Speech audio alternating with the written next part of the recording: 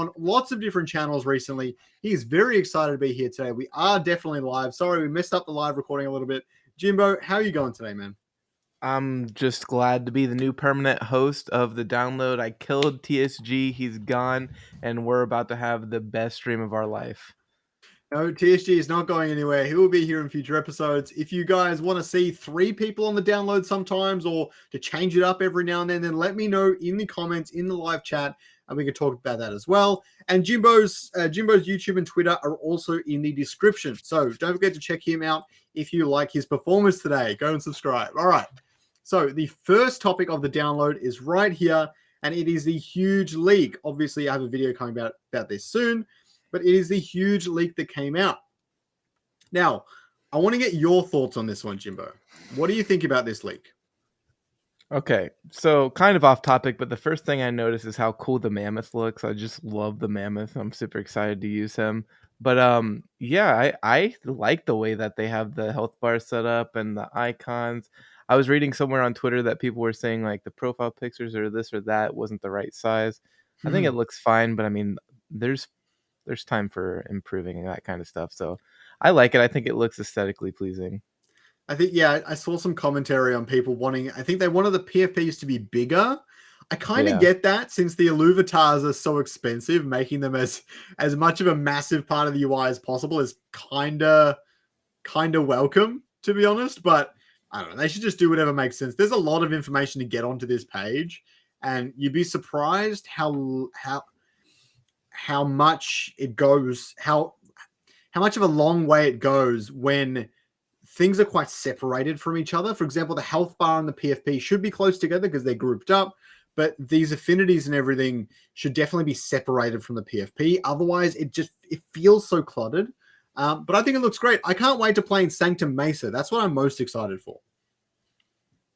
Yeah, I'm excited to use the little battle board that has all the different Mozarts on the outside. You know which one I'm talking about? That one is absolutely beautiful. But yeah, I'm excited to just play. What would be cool is if it like used real-time settings and stuff. So like Sanctum Mesa during the day, if you're playing the game at like 12 p.m., but if you're playing at night, you got the moon out and the lighting's all different. I mean, that's a bit of a pipe dream, but that'd be pretty rad if you ask me. Bro, the developers are gonna kill you if you get the community worked up on an idea like that. Okay, all right. So that is definitely the wrong channel. New high-res leaks. What am I doing? God, I'm way off. All right. So here's the next one. Here are some new leaks coming straight from Grant. You've got some of these ones here with the different rocks and things like that. But Grant, unfortunately, couldn't make it for the showcase this week. It is going to be next week instead. So probably like 6 days from now. And there are some really great leaks. This one's probably one of my favorites. I don't know if you've seen this, Jimbo. Yeah. Yeah, I've seen it. What do you think of this drone blast? It's awesome, man. Like I'm super big fan of those cosmetic kind of stuff. So like the blast skins, anything in that kind of feel. So yeah, I'm a big fan of those. And that one specifically was awesome. Yeah, this one's really starting to shape up too with all of the Tiger Boreal sort of stuff. It's like low res textures. That's because haven't rendered out and all that sort of stuff. The plants look interesting. I always love seeing the new plants in different regions. But there's a lot going on behind the scenes. Sometimes we can't see it all, but there's a lot happening. And I think this drone blast is really going to help everything take shape, and it's going to make it feel a lot more complete. And this is the sort of attention to detail. Even though Web3 games have come a long way and some of them are really starting to improve, this is the attention to detail that they still haven't done yet in the other Web3 games. I don't know if you agree or not. No, I don't think so. It's just like there's a difference in the level of, I don't know if I want to say polish, but in the like things like this that don't matter but really do emphasize that feel of the whole package of this game, like the full immersion. So Illuvium goes above and beyond to add that next level of immersion that they don't need to, but they choose to because they know how important it is, if that makes sense. Oh, for sure. There's like, it's really easy to take you out of it. and just making sure they've thought of everything. And so like you don't have any really awkward cutscenes and things like that is going to go a really long way into making it feel AAA at the very least. But just make it an engaging experience. You know how short people's attention spans are nowadays. Oh yeah. All right. So this one is really, really important. The latest governance newsletter for September 2023 just dropped. Okay. You guys all have to go and check this out. But the most important part of this, and you guys can read it in your own time, is to take the survey now. This is the Illuvium Beyond poll. You just click the survey, you type in the password wave2. All right, I'm going to chuck this in chat. Wave2. And then you will end up at this one here. There is 11 really fast questions. I haven't actually gone through it myself. Adam has told me they're fast. Really quick and easy questions about your sentiment on Illuvium Beyond Wave 2. Everyone jump in. Everyone answer all the questions. If you really like Wave 2 and all the rest of it, if you don't like it, but most importantly, if we get lots of results on this sort of stuff, it'll make sense for the DAO to do this more often. And I love this sort of stuff, being focused in design, feedback and critical feedback and surveys and things. I love all the data that comes from them. Have you done this one yet, Jimbo? No, I haven't done it, but I'm going to. And if you're watching this, please fill out the survey. It gives us tons of information that really helps us do our job as council members better. Yeah, especially if you really don't want Illuvium pricing to change. This is probably the way to put it in for Illuvium Beyond. I know a lot of people love the changes and a lot of people hated them. This is the best way to voice your opinion right now so that when it comes time to decide whether or not a change needs to be had for whatever reason, this is a really excellent data point for all the councils to have, especially marketing sub-council, hopefully for this one specifically at least. But I'm excited for future surveys as well. Yep. So the next one here is based on the title of the video. Kieran is teasing the community. Makes me a little bit angry. Makes me a lot bit jealous. He's telling us that there was an internal PvP tournament. I do wonder who won. I think like all the comments here are like Martini would have won or whatever it is. How does this make you feel, Jimbo? Like, come on, man. Just give me the game then if you guys are having a little internal game night. But I mean, I don't know. I hope they had fun, and I hope I get to have a lot of fun when the game comes out, I guess. But it really feels like they want to rub that in our face. You know what I mean? Yeah, I don't think Kieran meant any ill will on it. I know. He's the hype man of Illuvium. It is what it is. But it does make me excited that the game is close, right? And that's what's most important. Obviously, this doesn't tell the whole story, but seeing this sort of stuff is like, okay, so we're not going to have to wait till December. Great. I mean, if I have to make it simple that way. But yeah, I think it's very exciting. I do wonder who won. We'll have to ask him after this. It seems like they really want to get that message across, and that's why they're pushing it. It's like, hey guys, let's shove this down your throat so you understand it's not super far away. You know, that's the idea I'm getting. But who knows? All right. So this one here, we've got the GIP proposal. Now, I think I understand this. It's mostly about simplifying the process. Do you understand it particularly well? A little bit. I guess. You want to talk about it? You can go ahead and talk about it. Not chime in. All right. So my understanding is that the big thing is they're building something called the Game Improvement Proposal. Now, I believe this did get the 25 upvotes. Oh, no, it hasn't yet. Maybe I'm on the wrong page. I really thought it got it. Anyways, hasn't got the 25 upvotes yet. The Game Improvement Proposal is what they're proposing to build.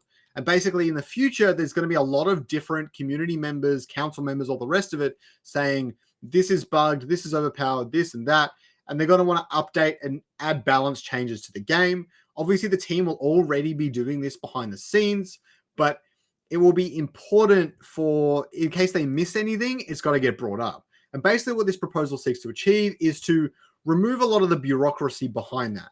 For something simple that can be clarified and like the team can add this into the next patch or whatever, it will go through a GIP process instead of an IIP, which means just the game council will vote on it. I don't believe it will be on Snapshot.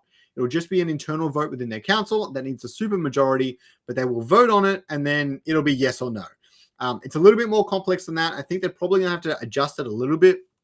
I haven't read the feedback, but 8 downvotes. I'm assuming there's a little bit of stuff that needs to be tweaked, but that pretty much sums it up. I think it's a good proposal all in all. It's an important one. Maybe it needs to be fixed up a bit, but it's an important one. Yeah, I think for the most part, the community will rally behind it once they get the tweaks fixed on the stuff that isn't so pretty to the community. But yeah, for the most part, I think this will fast track a lot of the movement of some things related to the game that needs to get done a lot faster. So for me personally, I like it for sure. There was a proposal you brought out recently that we forgot to talk about. I meant to add this one as well. We're going to go to it now. I don't know why it's doing it this way, but anyways. And this proposal is the ICCP trading blackout enhancements, which has got the 31 upvotes and only 1 downvote. There's been a lot of discussion around this, but did you want to talk about this one a little bit while you're here? Yeah, actually, there's technically 0 downvotes. I'm the only council member who's ever put up anything that never got a downvote, so that's pretty cool. Just saying, not a big deal. But anyway, so this is the ICCP for the original IIP for the trading blackout. You little rat.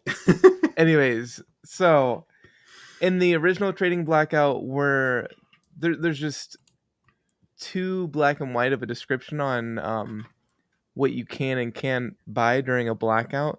So in this ICCP, the main point is trying to allow council members to play the game with an uninterrupted experience. So if there's a blackout on Atlas, you shouldn't be able to buy 100 Atlas, but if you need 1 or 2 for your deck, you should be able to buy that, right, as a council member. And not just from the perspective of council members deserve this, like they're on council, they're getting paid, why should they have this exception? It's not just that. You can also look at it as, imagine a council member is a streamer, they're playing the game and they need to make shards, and now there's a shard blackout, but you can't use shards anymore, so you just have to awkwardly move on to something else. This is just like a random example, but the community would obviously figure out what that blackout asset is. Therefore, it's actually just even worse than having a blackout to begin with. So you have to have some kind of rule in there to allow council members to not only, they should be able to play the game uninterrupted during a blackout, therefore leaving us with as many potential council members as possible. Because, I mean, let's be honest, like the pro gamers aren't going to want to stop playing the game just because they're on council. And number 2, it helps keep the blackout asset a secret much better. Trust me, if it stayed the way it was, people would find out instantly. So keeping that information away from the community, and then making sure people can play the game uninterrupted so we can get the best council members possible. Yeah, and I think the blackout, at least originally, or its main intent really is more of a code of ethics, right? It's more about telling the council members, look, you guys probably know this already, but we're going to formalize it a bit so that everyone's on the same page. Is that don't be a tool. Respect the community, respect your position, and have some integrity on the council and stuff like that. And I'm sure everyone on the council will, and I would never expect anyone to do anything ridiculous inside trading sort of stuff anyways. But I think it's more of a formality, and I think this proposal clears up a bit of that while maintaining the integrity of it all. And I guess if a council member did go rogue, then they would get vote of no confidence and whatever else, right? So I think it's a great proposal. Yeah, while I lost what I was going to say, so W in the chat. All right, so we better wrap it up. Is there anything else that's happening in Illuvium that you really want to talk about, or anything else going on, or you can't think of anything? No, I'm just really excited for PvP to come out. When PvP comes out, I'm definitely going to be playing that every single day. It'll be fun to finally have a game that I can play that doesn't feel like a waste of time, and nice quick matches. So yeah, I'm just really, my whole life, as sad as that sounds, is just waiting on PvP. So Illuvium team, if you're listening, Chop chop. Let's go. I know what you mean. I'm very excited to play it, but I am a little bit kind of have this voice in my head that's saying not necessarily that I'm not going to enjoy it, but I don't know if there's going to be enough to keep me playing over and over again indefinitely or anything like that. How are you kind of approaching that side of things? You really think you won't get bored of it at all, ever? Um, it depends on how many tournaments there are, to be honest. And also, I think I'm in a different position where I want to make Illuvium content.